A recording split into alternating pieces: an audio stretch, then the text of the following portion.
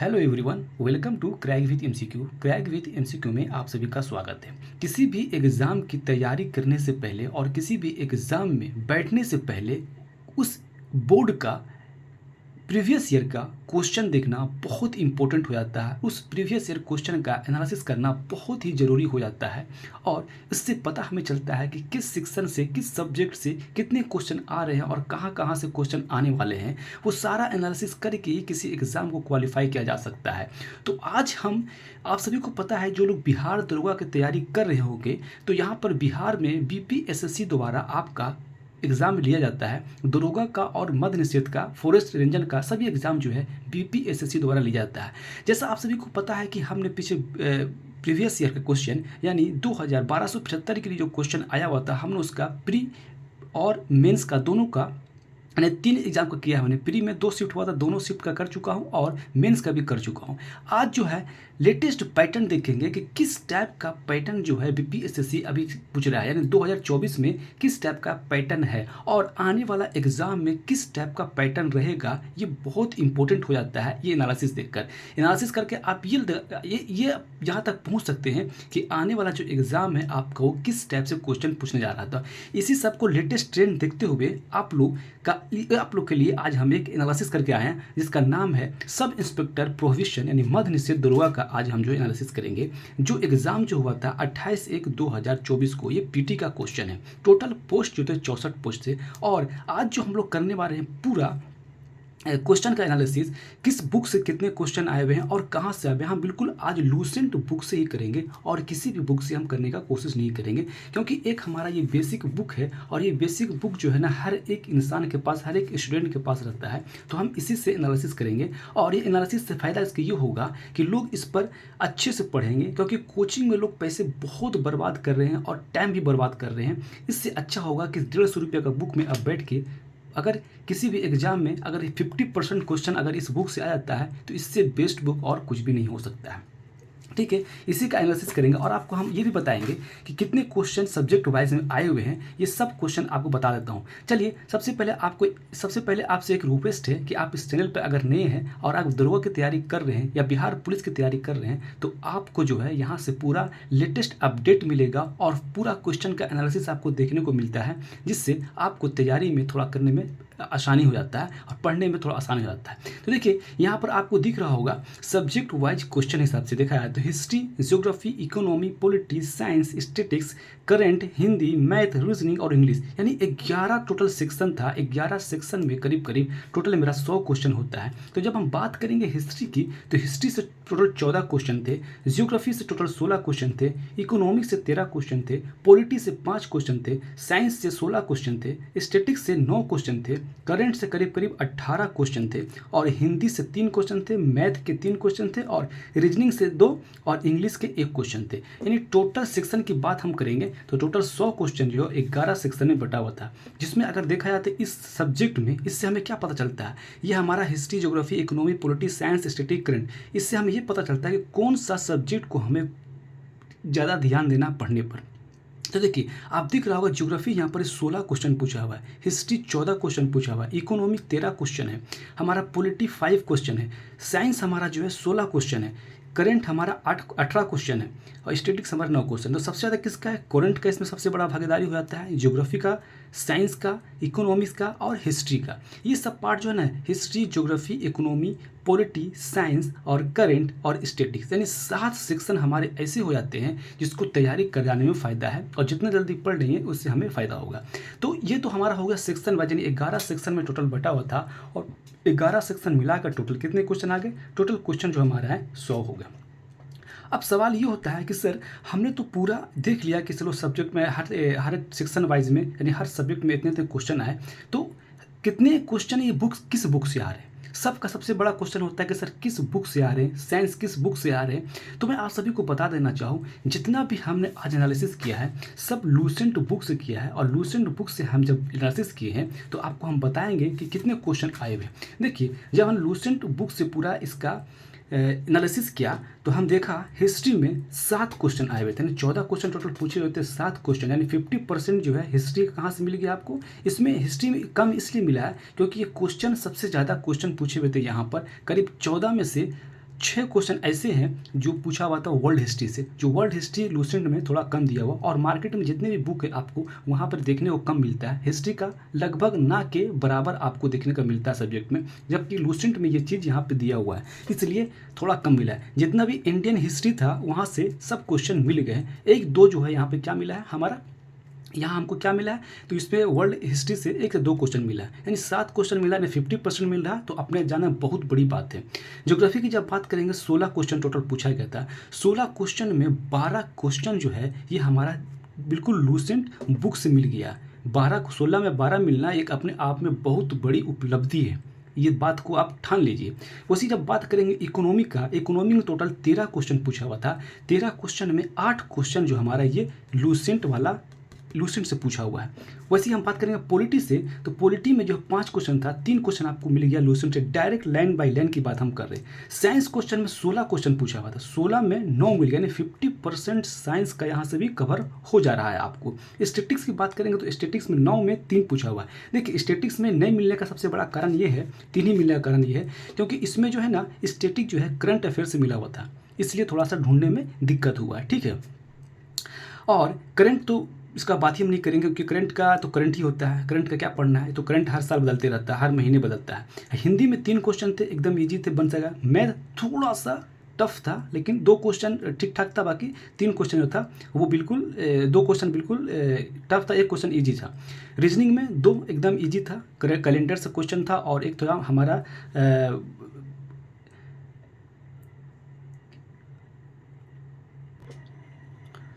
एक हमारा जो था ऑड इवन से नंबर था, ठीक है। यानी इंग्लिश में टोटल 1 क्वेश्चन था, फिल इन द ब्लैंक्स करने का था। तो टोटल जब हम बात करेंगे history, geography, economics, polity, science, statics और हमारा जो है एक स्टैटिक्स हो गया, तो टोटल जब क्वेश्चन देखेंगे हम तो 41 क्वेश्चन ऐसे थे जो डायरेक्ट लूसेंट से मिले। डायरेक्ट लूसेंट से आपको मैं दिखाऊंगा पेज बाय पेज सब क्वेश्चन दिखा हुआ है यहाँ पर, यानी डायरेक्ट लूसेंट से 41 क्वेश्चन मिला हुआ है, जिसमें से हमने जो लाइन बाय लाइन मिला है ना, हमने उसी को उठाया है। बाकी आप जो है ना एलिमिनेट करके आप 50 से 55 क्वेश्चन आप यहाँ पे अटेम्प्ट कर सकते हैं, ठीक है। इसमें आप ये समझ लीजिए बहुत सारे ऐसे क्वेश्चन थे कि आपको अपने देखते ही पहचान जाइएगा कि ये क्वेश्चन गलत हो, मतलब ये आंसर होगा, ये आंसर नहीं होगा, ठीक है। जैसे एक क्वेश्चन था कि जैव निम्नीकरण क्या है, तो जैव निम्नीकरण में हमारा ये बताया कौन सा था, तो कागज़ हमारा होता है जैव निम्नीकरण। जैव निम्नीकरण मतलब होता है जो बिल्कुल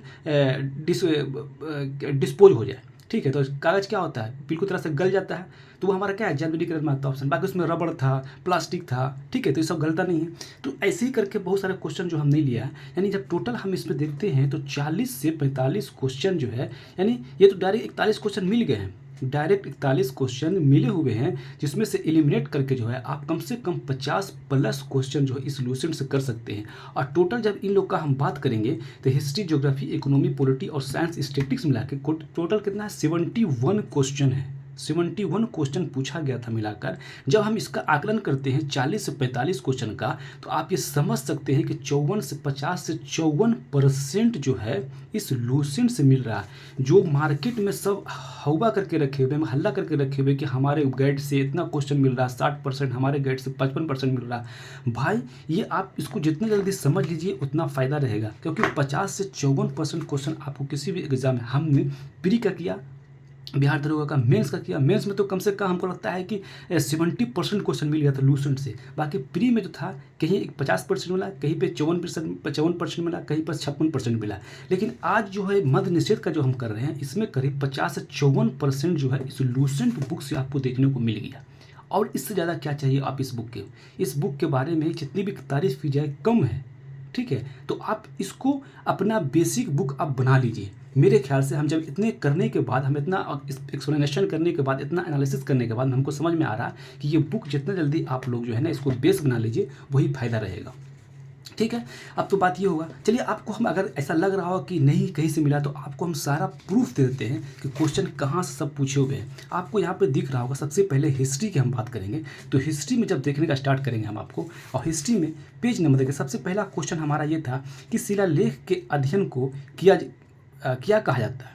तो शिलालेख के अध्ययन को जो बोला जाता है पूरा लेख शास्त्र कहा जाता है, यानी इसको इंग्लिश में बोलते हैं इपिग्राफी कहा जाता है। ठीक है, तो इसको हम जब पेज नंबर 4 पे दिखाएंगे आपको कि इपिग्राफी क्या होता है। पेज नंबर 4 जैसे ही हम लूसेंट का उतरेंगे, हिस्ट्री में पहुंच जाएंगे हम। पेज नंबर 4 आपको यहाँ दिख रहा होगा, ये देख लीजिए आपका पेज नंबर 4 है और यहाँ पर लिख रहा होगा अभिलेखों का अध्ययन को इपिग्राफी कहा जाता है। ऐसे ही हमने सारा क्वेश्चन उठाया है। नेक्स्ट क्वेश्चन हमारा था, देखिए 1861 में संयुक्त राष्ट्र इटली का राजा कौन बना था। तो यहाँ कह रहा है विक्टर एमेनुअल द्वितीय था। तो ये हमारा लूसेंट में दिया हुआ नहीं है, क्योंकि इटली के बारे में तो दिया हुआ है लेकिन ये कौन राजा था ये नहीं दिया हुआ है। नेक्स्ट क्वेश्चन हमारा कहता है कि अमित्रघात के नाम से किसे जाना जाता है। तो अमित्रघात के नाम से बिंदुसारा को जाना जाता है। ठीक है, तो बिंदुसारा कहाँ है, पेज नंबर 14 आपको हम दिखा देते हैं। जब पेज नंबर 14 देखेंगे आपको तो यहाँ पर अमित्रघात के बारे में पता चल जाएगा। आपको दिख रहा होगा पेज नंबर 14 यहाँ पे, और यहाँ बिंदुसार दिख रहा है। चंद्रगुप्त मौर्य का उत्तराधिकारी बिंदुसार होगा, जो 298 ईसा पूर्व में मगध के राजगद्दी पर बैठा। इसे अमित्रघात के नाम से जाना जाता है। दिख रहा है यहाँ पे अमित्रघात के बारे में बिंदुसार को जाना जाता है।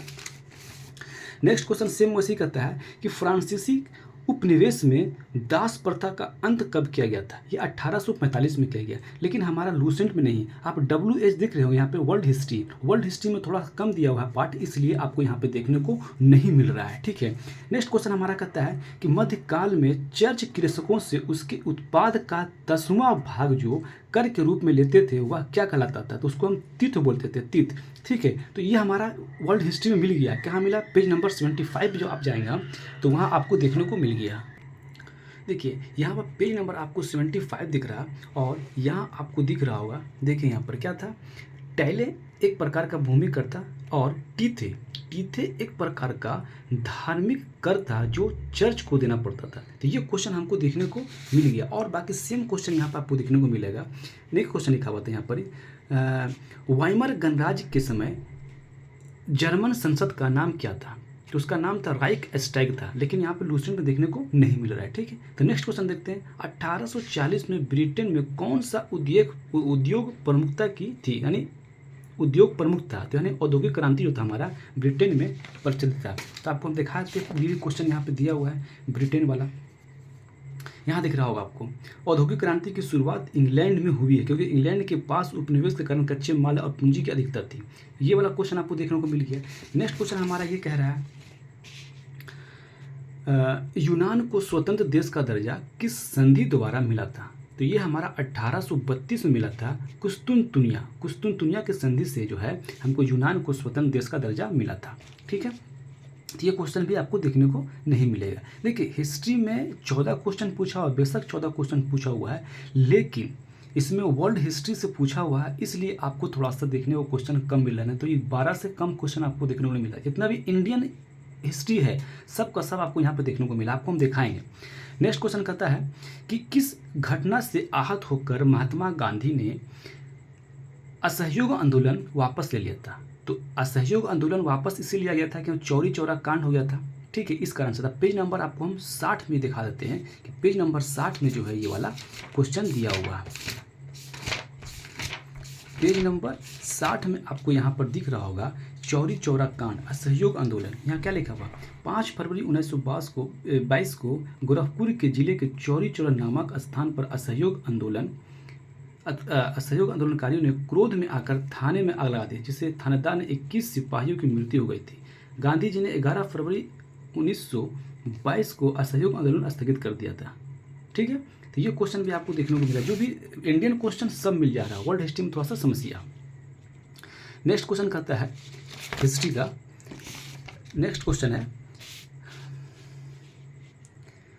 कौन सा विदेशी यात्री भारत में पहले आया था। यानी इसमें मेगास्थनीज दिया हुआ था, फाहियान दिया हुआ था, और स्टिंग दिया हुआ था, इब्न बतूता दिया हुआ था। इसमें हमारा मेगास्थनीज हो जाएगा। ठीक है, तो मेगास्थनीज जो है सबसे पहले आया था। तो ये भी आपको हम पहले दिखा देते हैं। पेज नंबर जब हम 3 पलटेंगे हिस्ट्री का, आपको मेरे को वहाँ पे देखने को मिल जाएगा पेज नंबर 3 पे।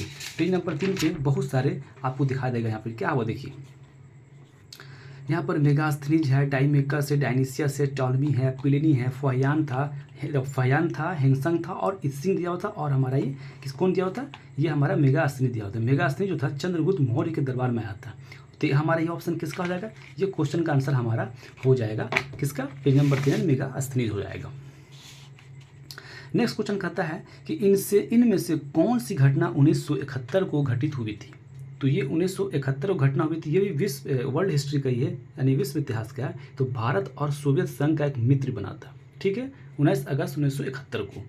10 जनवरी 1966 को कौन सी घटना हुई थी, तो उसमें दिया हुआ था ताशकंद समझौता जो हुआ है 10 जनवरी 1966 को भी।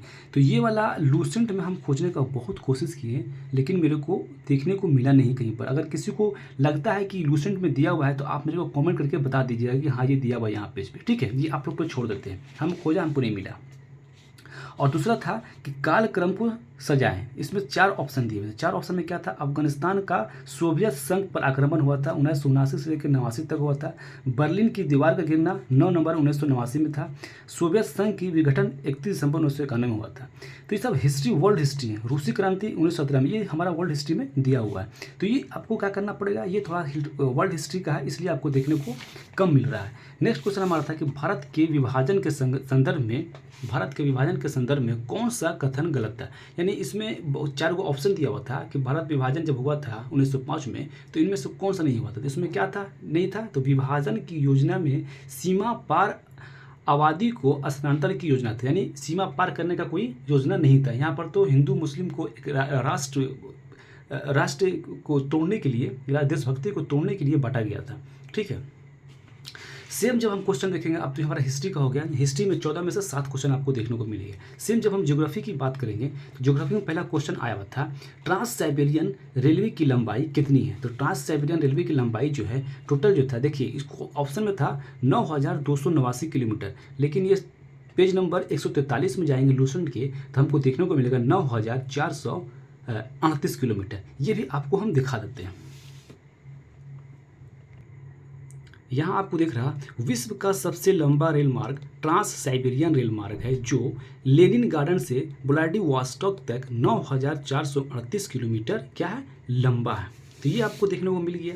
नेक्स्ट क्वेश्चन हमारा था क्या कि बालाघाट किस राज्य में स्थित है। तो बालाघाट जो है ना, बालाघाट जो है ये हमारा लौह अयस्क का क्षेत्र है। बालाघाट जो हमारा है मध्य प्रदेश में। पेज नंबर आपको हम 137 में दिखा देते हैं कि ये बालाघाट जो खनिज उत्पादन में है, कहाँ पे बालाघाट दिया हुआ। तो अब जब आइएगा यहाँ पे बालाघाट में, तो मध्य प्रदेश मैंगनीज के लिए होता है, मैंगनीज के लिए जो है ये बालाघाट इंपॉर्टेंट है। तो बालाघाट दिख रहा होगा, और ये कहाँ है, मध्य प्रदेश में। मध्य प्रदेश यहाँ दिख रहा होगा, और ये हमारा बालाघाट। तो बालाघाट कहाँ है, तो बालाघाट हमारा है मध्य प्रदेश में। नेक्स्ट क्वेश्चन था यहाँ पर कि क्वेश्चन देखिए यहाँ पर क्या है, खेतड़ी जो है खदान किसके लिए प्रसिद्ध है। तो खेतड़ी खदान जो है ना, ये प्रसिद्ध तांबा के लिए, जो कि राजस्थान में। ये भी पेज नंबर 137 में आपको दिखा देते हैं। आपको दिख रहा है यहाँ पर खेतड़ी दिख रहा, और ये तांबा के लिए कहाँ है, ये राजस्थान में है, ठीक है। नेक्स्ट क्वेश्चन हमारा था कि लेमेरू हाथी रिजर्व कहाँ है। तो लेमेरू हाथी रिजर्व जो है वो छत्तीसगढ़ में है। ये लूसेंट में हमें खोजा, बहुत ढूंढा, लेकिन हमें नहीं मिल पाया, ठीक है। नेक्स्ट क्वेश्चन था कि बांस ड्रिप, यानी बांस ड्रिप जो होता है सिंचाई प्रणाली भारत के किस राज्य में।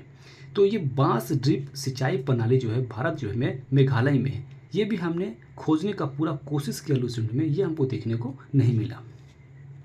नेक्स्ट क्वेश्चन है कि निम्न में कौन गंगा की सहायक नदी नहीं। तो इसमें बहुत सा, कोसी था, चंबल था, यमुना था, इसमें व्यास दिया हुआ था। तो व्यास नदी किसकी, सिंधु की है। तो ये हमारा तो नहीं है बिल्कुल, ठीक है। तो व्यास वाला ऑप्शन गलत था हमारा, ठीक है। नेक्स्ट क्वेश्चन हमारा था कि मोनोजाइट रेत जो है कौन सी खनिज सर्वाधिक मात्रा में होती है, यानी मोनोजाइट रेत में कौन सा खनिज होता है। तो हमारा क्या होता है, थोरियम। जब पेज नंबर 137 में जाएंगे तो आपको यहाँ पे देखने को मिलेगा मोनोजाइट के बारे में। मोनोजाइट सबसे ज़्यादा कहाँ मिलता है, तो ये थोरियम मिलता है, ठीक है। यहाँ आपको दिख रहा होगा, देखिए विश्व का सबसे बड़ा थोरियम उत्पादक देश भारत है। विश्व का सबसे ज़्यादा अधिक थोरियम का भंडार केरल में मोनाजाइट बालू में पाया जाता है। मोनाजाइट कहाँ पाया जाता है, तो ये बालू में पाया जाता है। नेक्स्ट क्वेश्चन है कि कलेश्वरम लिफ्ट सिंचाई योजना किस नदी पर स्थित है। तो ये हमारा कलेश्वरम सिंचाई योजना जो हमारा गोदावरी नदी पर ही है। पेज नंबर जब 135 में जाएंगे तो आपको यहाँ पर ये क्लियर देखने को मिल जाएगा। देखिए यहाँ पर क्या है, मल्टी स्टेज लिफ्ट सिंचाई स्कीम कलेश्वरम। तो किस नदी पर आप दिख रहा हो, गोदावरी नदी पर ही, ठीक है। ये भी क्लियर। नेक्स्ट क्वेश्चन हमारा, काला पानी विवाद किन दो देशों के बीच में। देखिए काला पानी दो विवाद जो है ना जापान भारत और नेपाल के बीच में। तो काला पानी भी हम खोजने का बहुत कोशिश की लूसेंट में, मेरे को देखने को मिला बहुत कम। तो आप लोग थोड़ा सा अगर मिलता है आप लोग से भी देख के बता दीजिएगा। ऐसे तो मेरे ख्याल से नहीं, हम अच्छी तरह से देख चुके हैं, ठीक है। नेक्स्ट क्वेश्चन है कि बैलाडीला खान कहाँ स्थित है। तो बैलाडीला खान जो है ना वो लौह अयस्क के लिए है, ये छत्तीसगढ़ में, ये भी वहाँ पे खनिज में दिया हुआ नहीं है। सीमा सड़क संगठन BRO की स्थापना कब हुई थी। BRO की स्थापना 7 मई 1960 को हुई थी। जब पेज नंबर हम 142 पे जाएंगे तो आपको वहाँ पर सीमा संगठन आपको देखने को मिल जाएगा। यहाँ पर क्लियर दिख रहा होगा, सीमावर्ती सड़कों को एवं प्रबंधन सीमा सड़क विकास बोर्ड द्वारा किया जाता है। सीमा सड़क संगठन का स्थापना 1960 में हुई थी, ठीक है। ये भी क्वेश्चन क्लियर। नेक्स्ट क्वेश्चन हमारा था कि राष्ट्रीय प्रदूषण नियंत्रण दिवस किस प्रतिवर्ष कब मनाया जाता है। तो राष्ट्रीय प्रदूषण नियंत्रण दिवस प्रतिवर्ष जो है हम मनाते हैं 2 दिसंबर को। पेज नंबर जब 155 में जाएंगे तो हमको ये देखने को मिल जाएगा, पेज नंबर 155, तो राष्ट्रीय प्रदूषण रोकथाम दिवस कब मनाया जाता है, 2 दिसंबर को मनाया जाता है। उसके बाद नेक्स्ट क्वेश्चन हमारा था कि जैव निम्नीकरण पदार्थ इनमें से कौन है। तो आपको पहले हम बताया कि जैव निम्नीकरण पदार्थ उसको ना कागज का थैला क्या होता है, ये हमारा जो गल जाता है उसको हम जैव निम्नीकरण बोलते हैं, जो खत्म हो जाना है, ठीक है। तो हमारा पेज नंबर 170 में दिया हुआ है।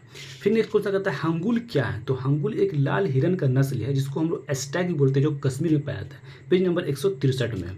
नेक्स्ट क्वेश्चन जब आता है बमाको किस देश की राजधानी है। तो हमारा बमाको जो था राजधानी था माली का। जब पेज नंबर 119 में है सब दिया हुआ, आपको हम बस पेज नंबर बता दे रहे हैं, ठीक है, आप लोग देख लीजिएगा।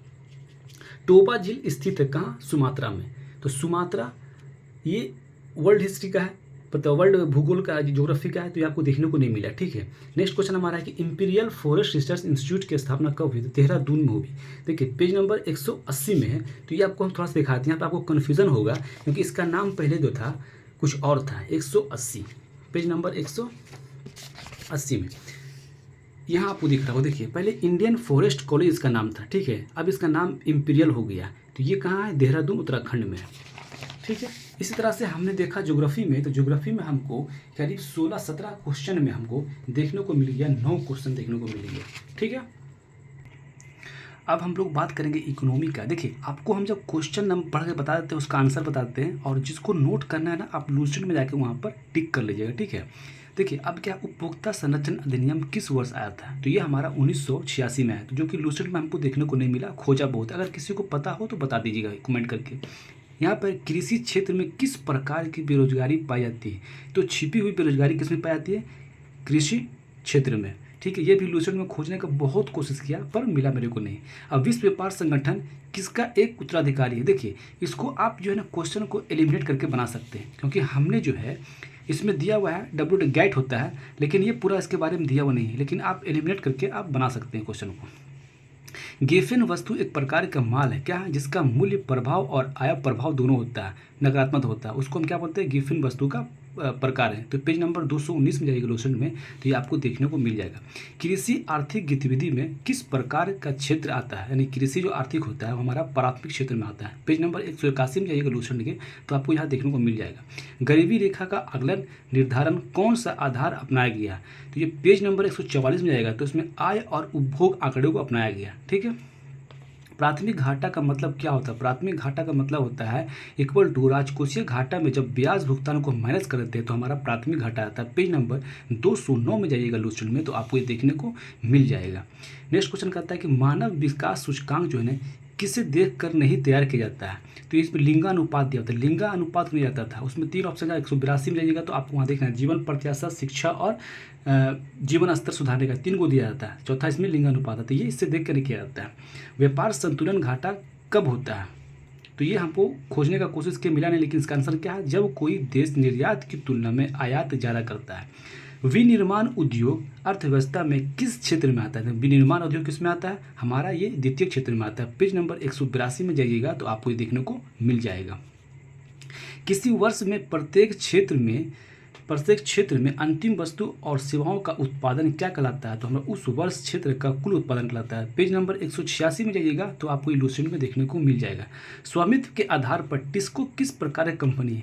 ये हमारा निजी कंपनी यानी प्राइवेट कंपनी। टिस्को क्या है? टाटा आयरन स्टील कंपनी, ठीक है। तो ये हमारा कहाँ निजी कंपनी यानी प्राइवेट है, जो कि 1907 में इसको खोला गया। इसका डिस्कशन किया गया, लेकिन ये निजी कंपनी के बारे में बात नहीं किया गया। लेकिन आप सभी को पता है कि टाटा एक प्राइवेट कंपनी, इसमें आप क्वेश्चन मार सकते हैं। नेक्स्ट क्वेश्चन हमारा वही है पॉलिटिका। तो क्या लिखता है? सबसे पहले क्वेश्चन है पॉलिटिका। भारतीय कानून को बदलाव करने का अधिकार किसके पास है? तो भारतीय कानून को बनाता है, संसद बनाता है, तो संसद के पास है। इस पर क्वेश्चन दिया हुआ नहीं है इस टाइप से, मतलब सेम क्वेश्चन। कानून बनाने का संसद को तो अधिकार है, बहुत सारी जगह किया गया है, लेकिन ये हम इसलिए लिए है कि जो क्वेश्चन हूबहू मिला उसी को हम टिक किए।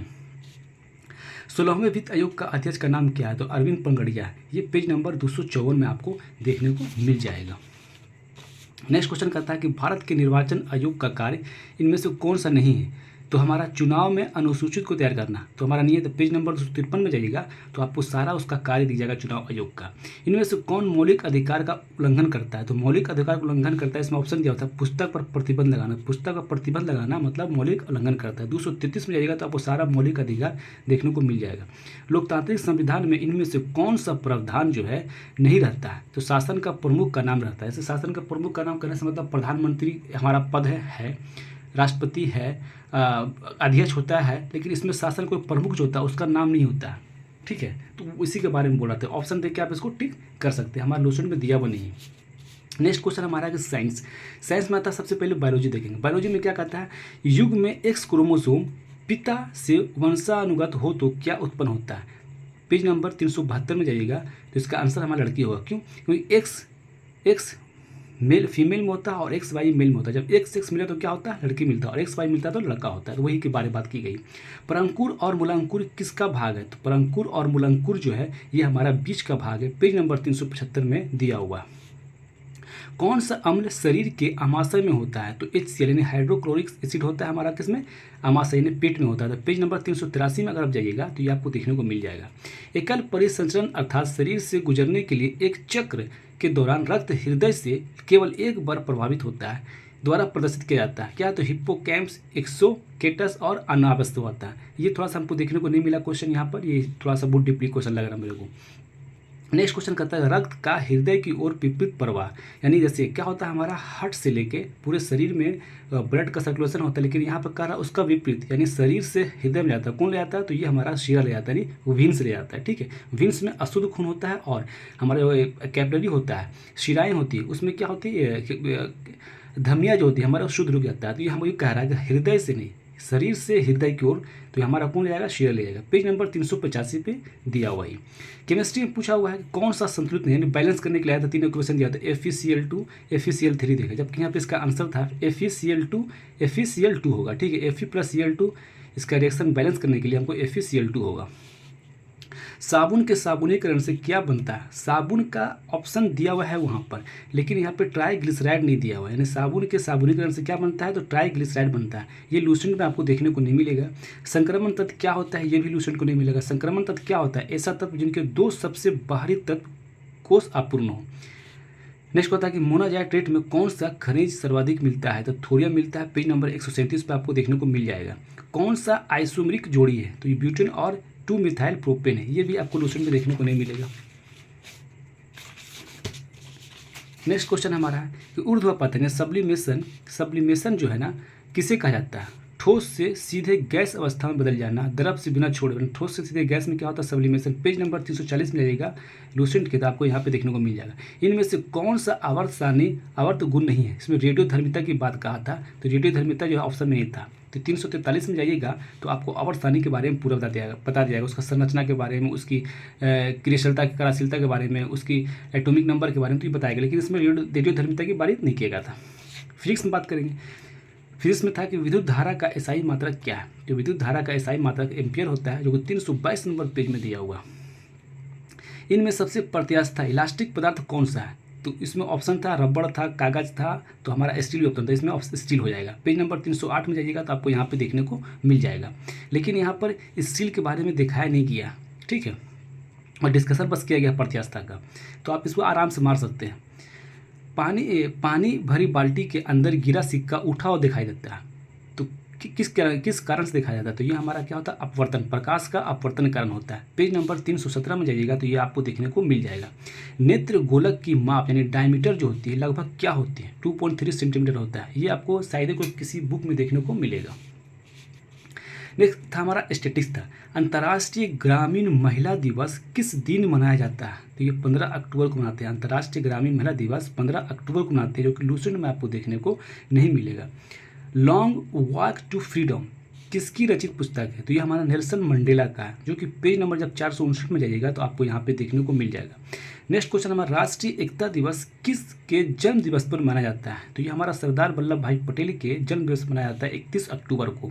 ये आपको लूसेंट में देखने को तो नहीं मिलेगा, लेकिन आप करंट का किसी बुक में पढ़िएगा तो आपको यहाँ पर देखने को मिल जाएगा।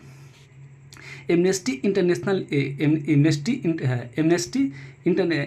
जो है उस संगठन किसके अधिकार पर है? तो ये हमारा मानवाधिकार पे। मानवाधिकार लूसेंट में डिस्कस किया गया है, लेकिन एमनेस्टी इंटरनेशनल का बात वहाँ पे नहीं कहा गया, तो ऐसे ही पता हो जाएगा आपको मानवाधिकार क्या है। ठीक है।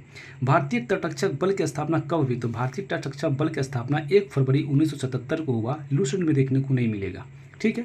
वेस्टर्न लेन पुस्तक किसने लिखा है? तो ये हमारा देखिए करंट का क्वेश्चन है। ठीक है, अभी 2023 में लिखा गया है, चेतना मारू लिखा हो। तो ये हमारा सारा क्वेश्चन आपको बता दिया, और यहाँ पर सबको पहले आपको बता चुके हैं सब कुछ कि कौन सा क्वेश्चन कहाँ पूछा है। आशा करते हैं कि आप लोग को यहाँ पे देख के बहुत हेल्प मिलेगा। अगर अच्छा लगता है तो लाइक और सब्सक्राइब कर लीजिएगा, ऐसे ही सारा अपडेट आपको यहाँ देखने को मिल जाएगा। ठीक है, आज के लिए इतना रखते हैं। जय हिंद, जय भारत।